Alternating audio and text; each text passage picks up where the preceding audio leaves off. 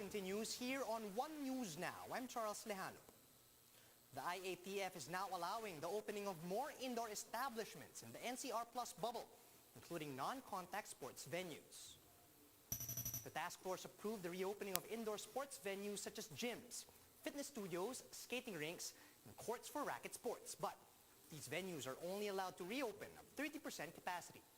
Historical sites and museums in the NCR Plus are also allowed to open at 20% venue capacity upon approval of their respective LGUs. Guided tours, however, remain prohibited. And as for sports venues, Roque reminds owners that these establishments must first secure a safety seal certification. Hindi po ibig sabihin bukas-bukas na ang gyms. Kinakailangan kumuha muna sila ng safety seal certification. Galing po yan sa DTI at sa DOH bago sila makapagbukas.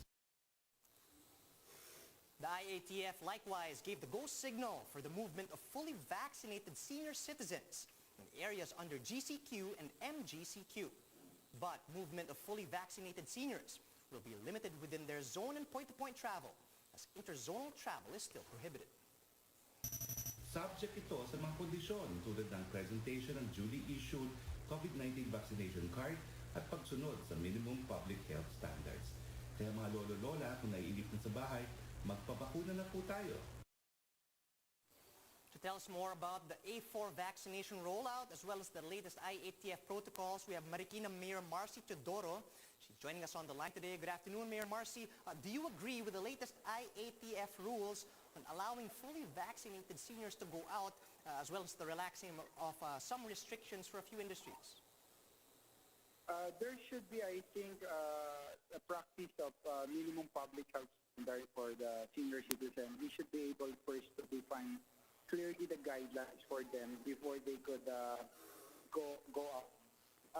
Being fully vaccinated is not so guaranteed that we could rely upon. But more importantly, the minimum public health standards that each and everyone should be able to follow. And we should be able also to determine the capacity of compliance of each and everyone.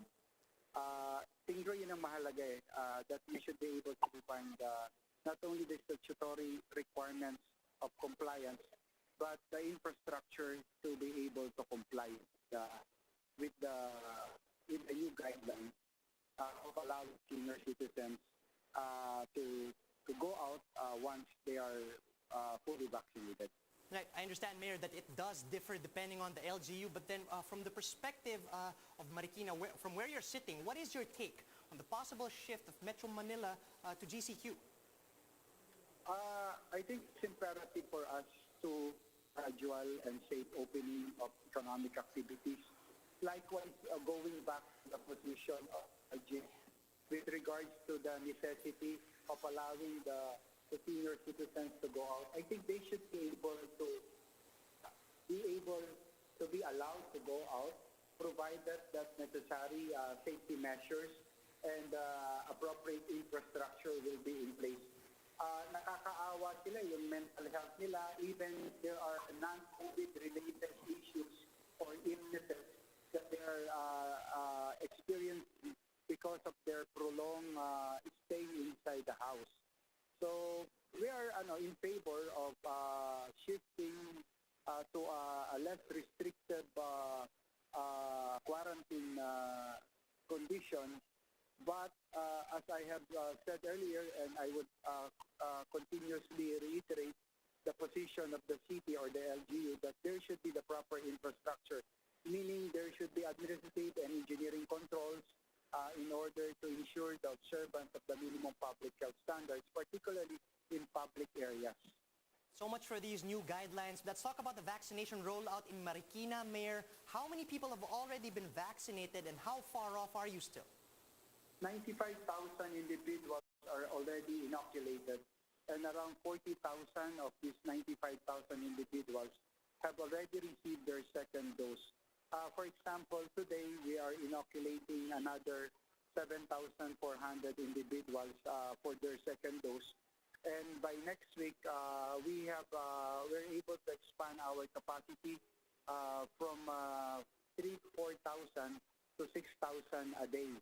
So based also on the latest guidance that we have received from Secretary Vince Dizon, we will be allowed now to use our reserve doses from the second week up to the fourth week of our reserve.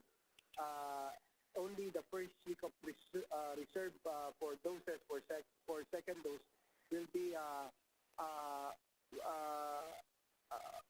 reserved and not be used for vaccination. All right, Mayor, let's set the record straight. Will walk-ins be allowed, depending on priority group, insofar as the vaccinations there in Marikina? Charles, can you please come again? Yeah, just to set the record straight, Mayor, will walk-ins be allowed, depending on the priority group there in Marikina? No. We have a queuing system in our, we are strictly following this queuing system. We have, as we speak now, around 70,000 pre-registered individuals following the prioritization framework provided by the IATF and by the National Vaccine Operations Center. So we're finishing this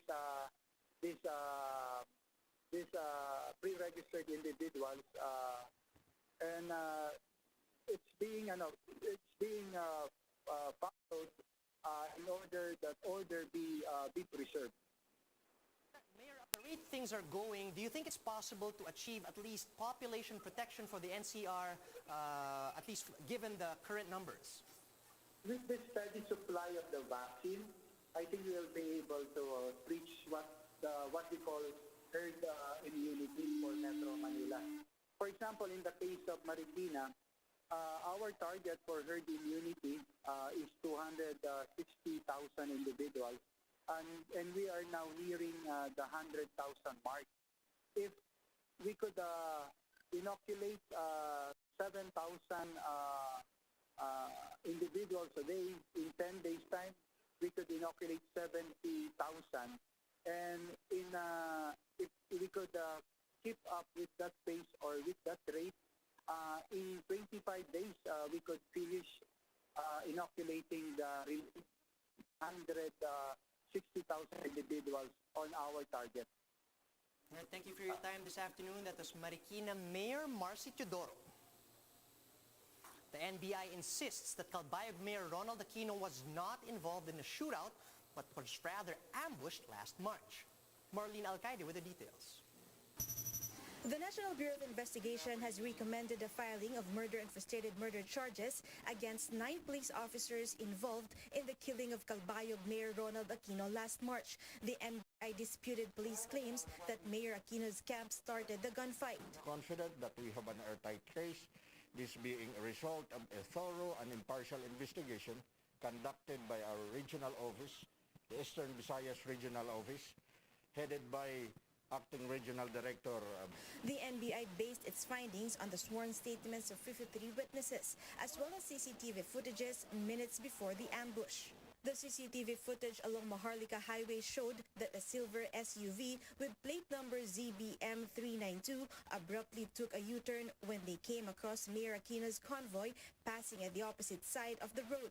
The SUV then followed Mayor Aquino's vehicle. A few minutes later, the mayor asked his staff in the backup vehicle to buy something in the market. Aquino's backup vehicle stopped and got separated from the mayor's vehicle. The mayor's van can be seen plying along the highway, while the silver SUV continued to trail the mayor's vehicle. Then, 3 other vehicles can be seen following the mayor's van, including a white pickup, black SUV, and white SUV. When they reached Labuyao Bridge, the white pickup collided with the mayor's vehicle. Then the ambush took place. After the ambush, the white pickup and black SUV immediately fled the crime scene.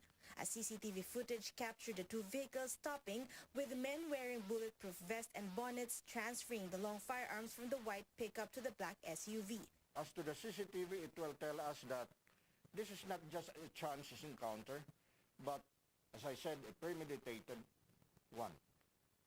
That's why the report of R.D. Aguirre was an ambush. Out of the 9, the most ranking is Police Lieutenant Colonel Sukairi. He was one of those present during the ambush. In fact, he was positively identified to be at the scene based on witnesses' accounts. The NBI found 2 cellular phones in the crime scene. Upon examination, text messages from the police officers showed that Mayor Aquino had been subjected to monitoring as early as October 2020.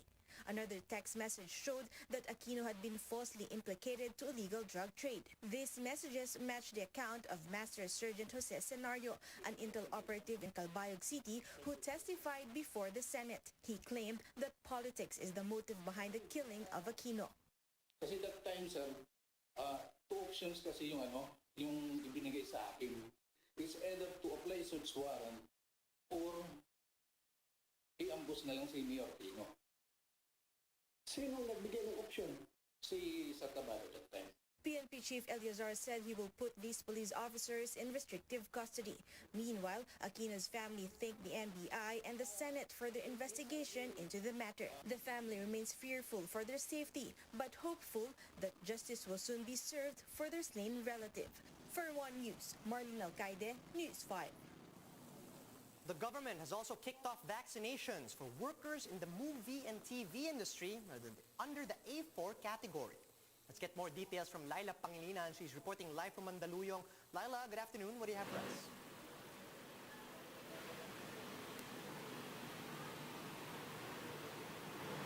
Charles, in recognition of the value and importance of the Filipino movie industry, the MMDA and the Metro Manila Film Festival launched a vaccination program for industry workers at the Metro Manila Development Authority auditorium this morning. Beneficiaries include Mobile Fund or the Movie Workers Welfare Foundation staff, of course, also staff of different production companies, the movie press, and cinema partners that were hardly hit by the COVID-19 pandemic. Authorities say around 5,000 workers from the entertainment industry were heavily affected by the pandemic. The health crisis prompted cinemas and movie theaters across the country to close down, and shooting of films have also been delayed. Production costs likewise increased as all workers are mandated to undergo regular testing and observe strict protocols and anti-COVID measures. The return of investment, meanwhile, significantly decreased, dragging down the talent fees of on and off-cam talents. With the inoculation, movie industry workers have an extra layer of protection, not only for themselves, but also for their families, co-workers, and the community. This, for them, is also an important step to help the entertainment industry return to normalcy.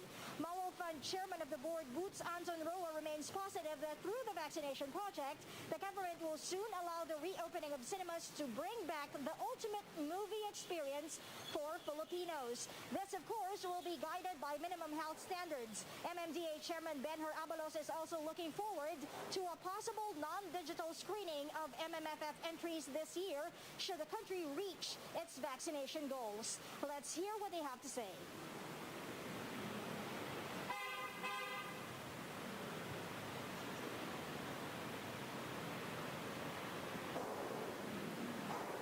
Charles, MMDA Chairman Abalos also said that 100 to 200 COVID-19 vaccines will be allotted for entertainment or the entertainment industry workers per week. They are hoping that this initiative will help jumpstart the recovery of local films. And that's the latest. Back to you, Charles. Thanks for those updates, Laila. That was Laila Pangilinan reporting live from Mandaluyong.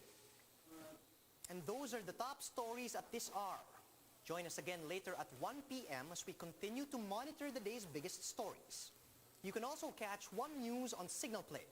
Just register for a free account at www.signalplay.com so you can stream One News live anytime, anywhere. I'm Charles Lejano. Mask on, wash hands, and stay safe, Philippines. We are One News.